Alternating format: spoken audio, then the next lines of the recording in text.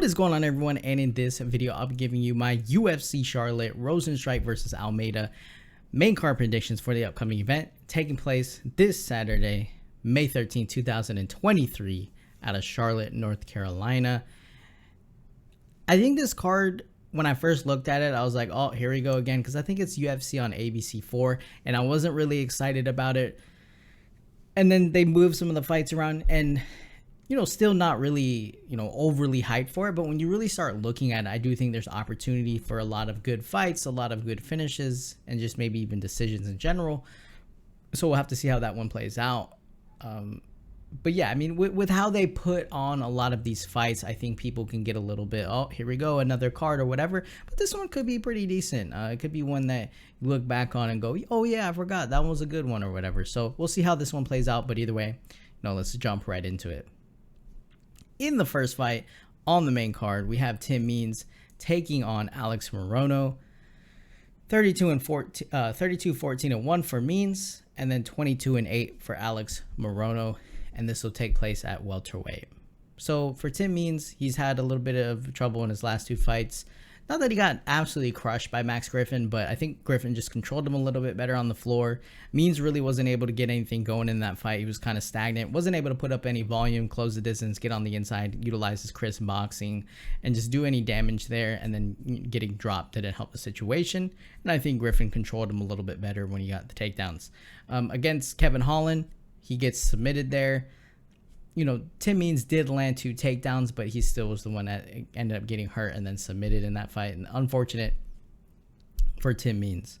Before that, he took on Nicholas Dalby, won that fight via decision. He beat Mike Perry, unanimous decision. But that was back in 2020, towards the end of 2020. But he's kind of had his up and downs. He's lost to Daniel Rodriguez, submission in round number 2.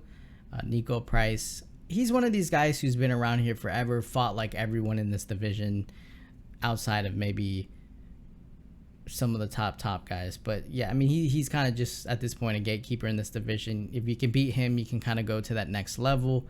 And if you don't beat him, then you fall back to wherever you need to be.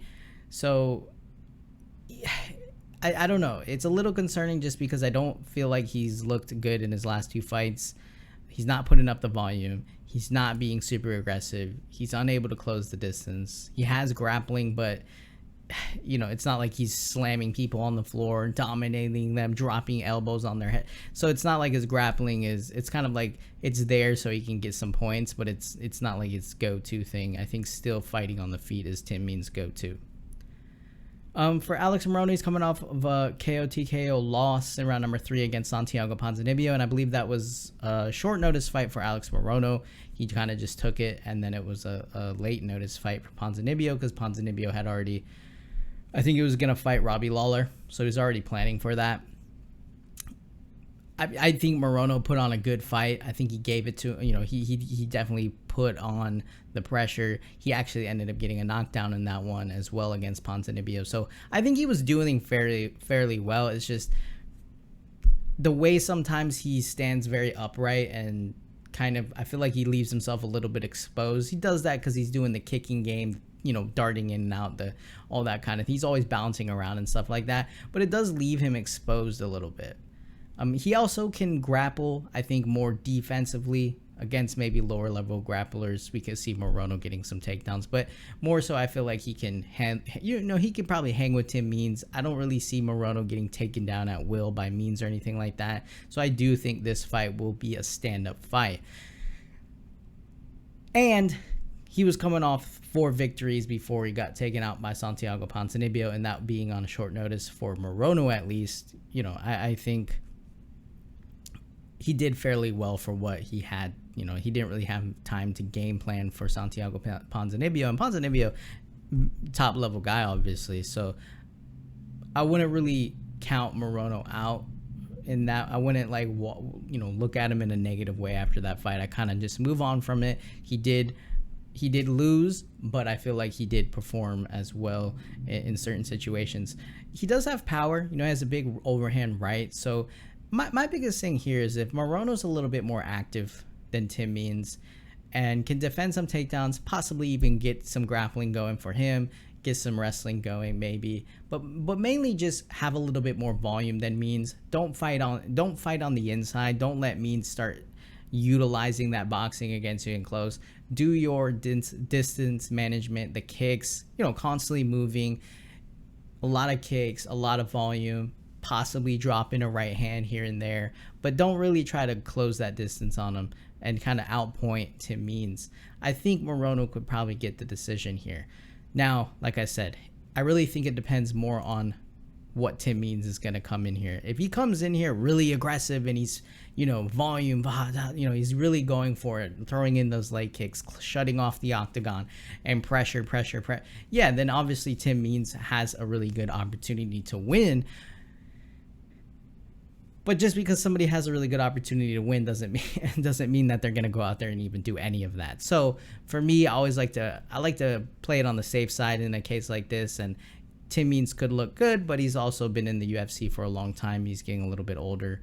And then you have Morono, who's coming off of a loss, but it was, I think he did well for the time that was given to him against top level competition. So I'd like to see how he bounces back here.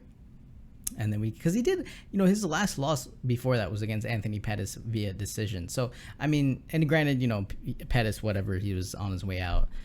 Chaos Williams, he did get KO'd by him, but he beat Max Griffin by decision. I think Morono can put up that volume on Means and kind of just point find him to a decision. Let's be careful, but I'm going to go with Morono. So, in this fight, I'm going to go Alex Morono to defeat Tim Means. I'll take him to win by decision. In the second fight on the main card, we have Carlos Ulberg, 8-1, taking on Ihor Potieria, 20-3, in a light heavyweight bout. Now, to make this pretty simple, I think a really good Ulberg at his highest level is probably still going to beat a really good Ihor Potieria at his highest level. I just think Ulberg, if he's calm, if he's patient, like we saw in his last fight against Nikolai, he won that fight fairly quickly, very patient, nasty kicks, good jab, quick hands, looks very improved, took his time with that one and just started, he ended up dropping on him and killed him. For Potieria, he's coming off of a win over Mauricio Shogun Rua. I honestly think Ulberg probably would kill him as well. I don't really look at that fight as like, oh man, that was crazy. He clipped Shogun and Shogun went down. There's really not much. He even got a little bit tagged in that fight against Rua. He ate a good leg kick and he did get tagged a little bit in there with a pretty big shot. But Ulberg is going to pick his shots. He's going to time it. He's going to be patient. If he fights like that, maybe Potieria is able to drag him into some war and then just swinging back and forth. If it goes to that point, yeah, at that point, maybe Potieria can get a KO or something. But I think if Ulberg fights smart, like I saw him in his last one, and even the fight before that, he's just going to eventually land something pretty big on Potieria and put him away. So I don't really want to think about it too much. So I'm going to go Carlos Ulberg to defeat Ihor Potieria. I'll take it a win by round 1, KO TKO. In the third fight on the main card, we have Daniel Rodriguez, 17-3, taking on Ian Machado Garry, 11-0 in a welterweight bout. For this one, Daniel Rodriguez, he's kind of that underdog. I really feel like he's getting disrespected in this fight, and I can understand why. It's not like he's coming off anything crazy, controversial win against Li Jingliang, which he even admitted that, maybe that wasn't how that should have played out. Losing to Neil Magny by Darce, kept up with him a little bit in the significant strikes, but he ended up he did get taken down 5 times. I think he did defend, so he defended 2 takedowns, but still he did get taken down and then submitted. Before that, he took on Kevin Lee, 120 strike, just outstruck Kevin Lee, regardless of Lee landing 3 takedowns. Before that, Preston Parsons, he was able to get the KO TKO. He defeated Mike Perry by unanimous decision, but at that point, you're going a little far. You're going a little too much back, right? Just because we need to look at his recent stuff. For Daniel Rodriguez, a lot of power. I still think he has good leg kicks, but mainly he likes to go to the body a lot. Really needs to close that distance to utilize his big power. He has some really good hooks as well, and I think he can take some shots. Ian Garry, he's coming in this one with 4 wins inside the UFC. His past one was a finish in round number 3. But the one thing that's concerning about Ian Garry is that I feel like he's going to get caught one day, and the guy's not going to just let him sit there, because we saw that against Sun Kenan. Kenan was able to get a knockdown in that fight pretty good, and decided to just kick at his legs and not like back away, let him get back up. He gave him time to recover. I think if Rodriguez is able to close that distance, take advantage of whatever's going on with why Gary's getting tagged and definitely has been hurt in his fights, I feel like Rodriguez is going to put him away. I don't see Rodriguez just letting him come to again and let him get away with it. But that being said, I think if Garry can extend this fight, utilize a really good jab, we know he has fast kicks, quick hands. I mean, the combination that he took out Kenan with at the end of that fight, I mean, he was just putting it together at that point, lighting him up, beating him up, destroyed his face. And he could probably do the same to Rodriguez, but again, he's going to really have to pick him apart and just hope he's not getting tagged by Rodriguez. And Garry likes to bait people in. He likes to hit him with the counter. So again, Rodriguez having to close that distance, I'm sure that Garry will have opportunities to do something to Rodriguez. But at the same time, it's only going to take 1 or 2 shots, as we've seen. I think Rodriguez, if he clips him, he's not going to let him get up. Or if he does, he's going to go after him pretty hardcore. So Garry could be doing everything right. He could be landing a lot of strikes. He could be looking really good. And then next thing you know, he's getting floored on the floor. And then Rodriguez is just dropping bombs on his head. Because Rodriguez could get wobbled. We've seen him have that situation. And the next thing you know, he's turning around, dropping the guy. So it's one of those fights that, yeah, I can see why a lot of people think Ian Garry's going to win. But sometimes these fighters that are a little bit undefeated, they're on a lot of hype. They have moments where they're going to end up losing. And I think if anyone's going to be the first one to do that, I feel like Daniel Rodriguez is. Now, that being said, I could look stupid, and Ian Garry is over here just killing him, and it's not even competitive. But I just feel like if Rodriguez is able to clip him, like we've seen Garry get clipped, he's not going to just let him sit on the floor. So I'm going to go, with Daniel Rodriguez to defeat Ian Machado. Garry, I'll take him to win by round 1 KO TKO. In the co-main event of the evening, we have Anthony Smith's 36-17 taking on Johnny Walker 20-7 in a light heavyweight bout.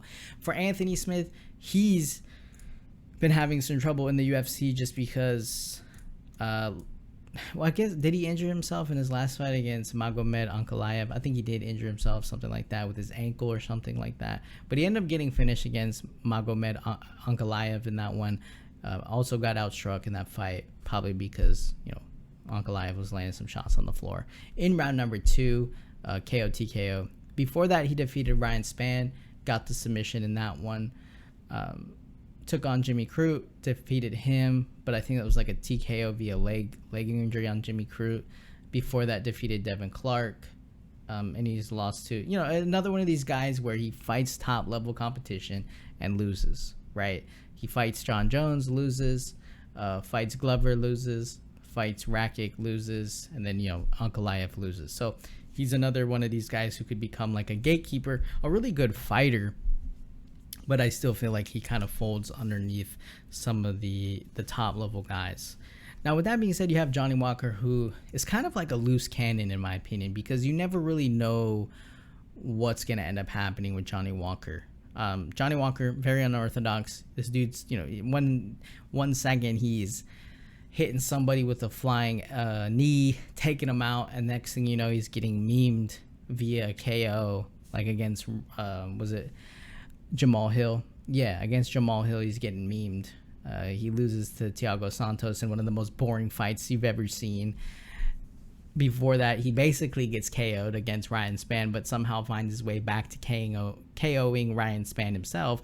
So if you look at that, he could have possibly had 5 losses in a row leading up into the Ian Cutelaba fight. He gets KO'd by Corey Anderson, loses to Nikita Krylov. So again, he's another one of these guys. He fights some of these top level guys, and then he gets taken out. Now, his win against Ian Cutelaba, I'm going to be real honest here.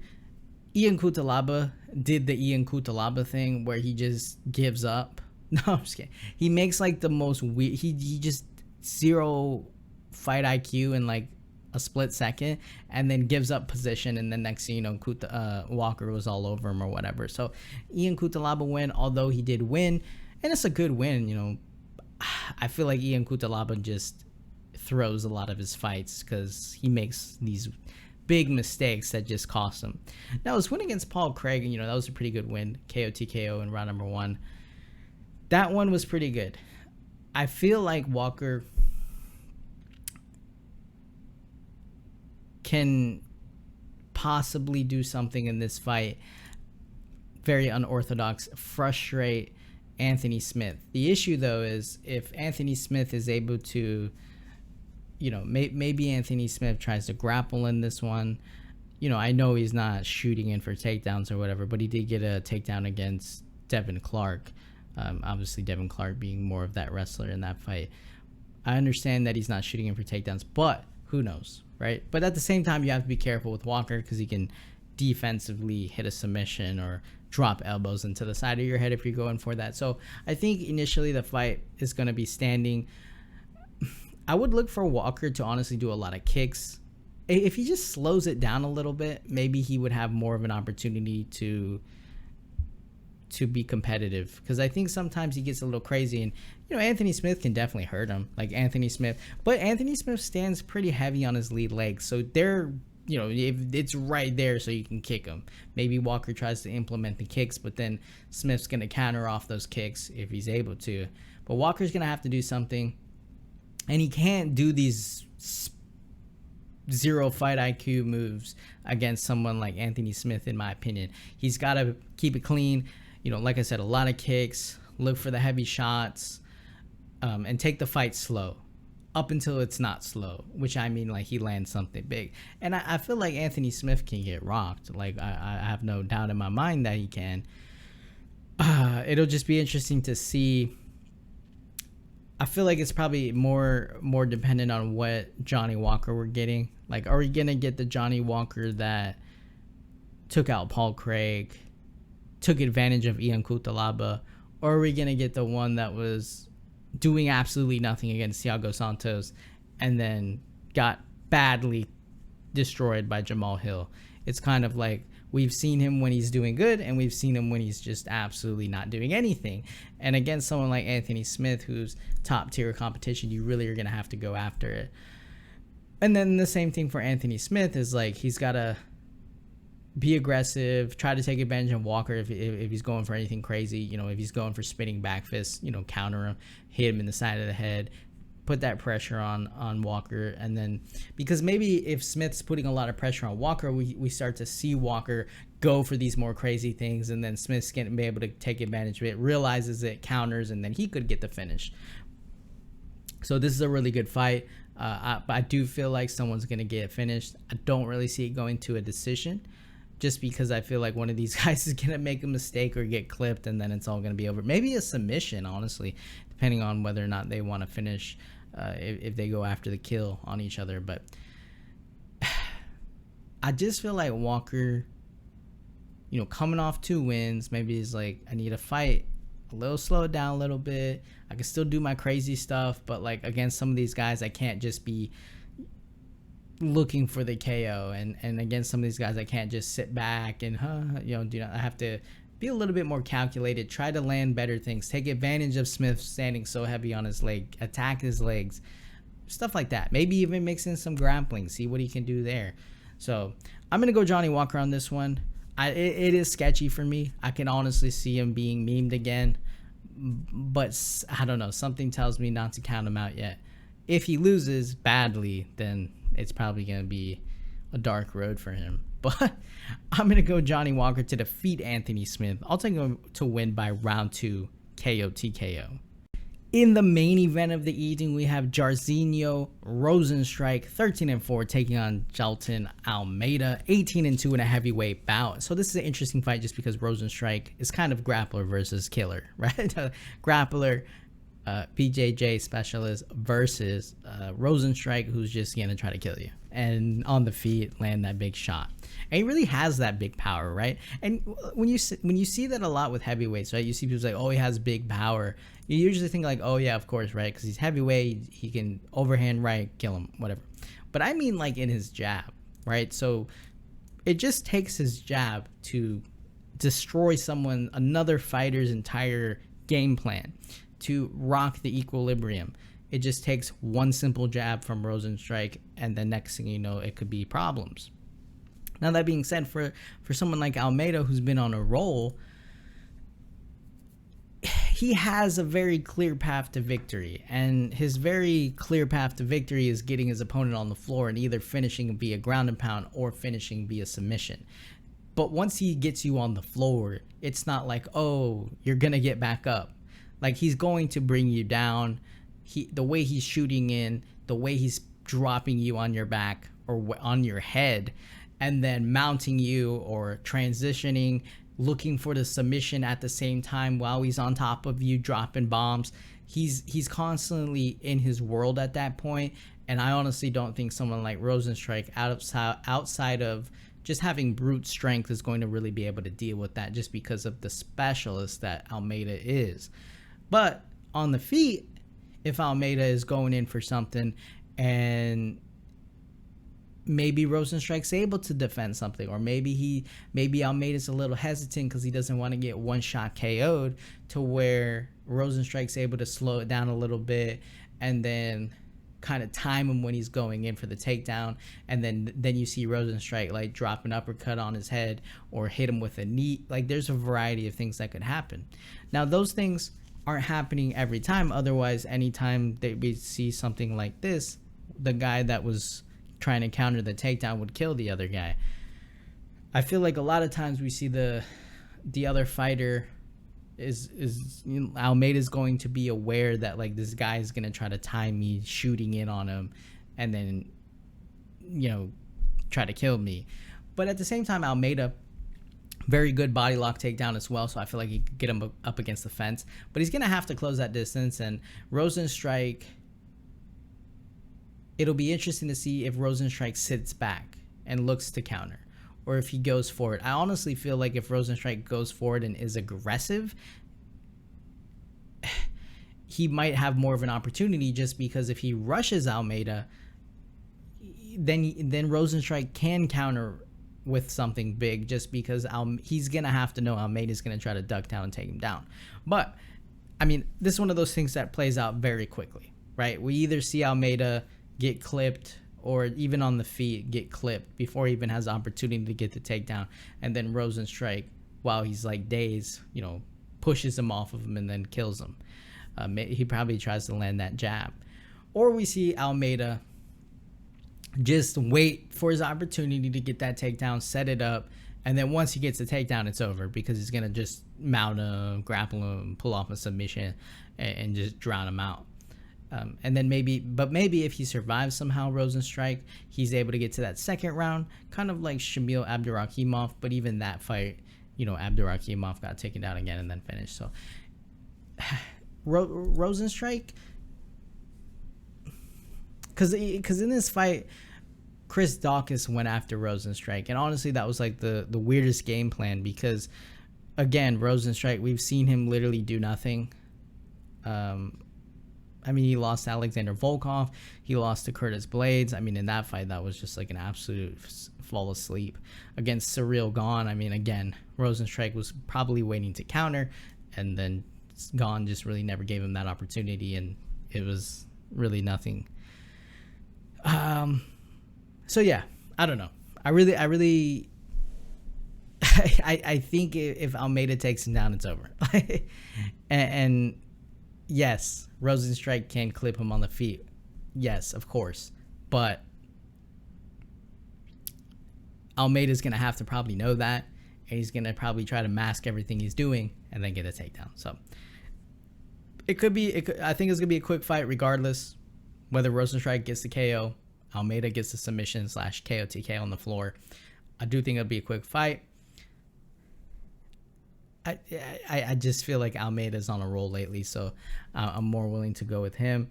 And I honestly even think if Almeida gets KO'd, man, I honestly think he'll be back, right? Like, he'll definitely be back. But I'd like to see Almeida obviously not do what Chris Daukaus did and just try to implement your game plan, time it, go in for it, and maybe even go put him against the fence, then take him down. Because if you can drown him out, it's going to be a problem. So for me, make this simple. I'm going to go Jailton Almeida to defeat Jairzinho Rozenstruik. I'll take him to win by round 1 submission.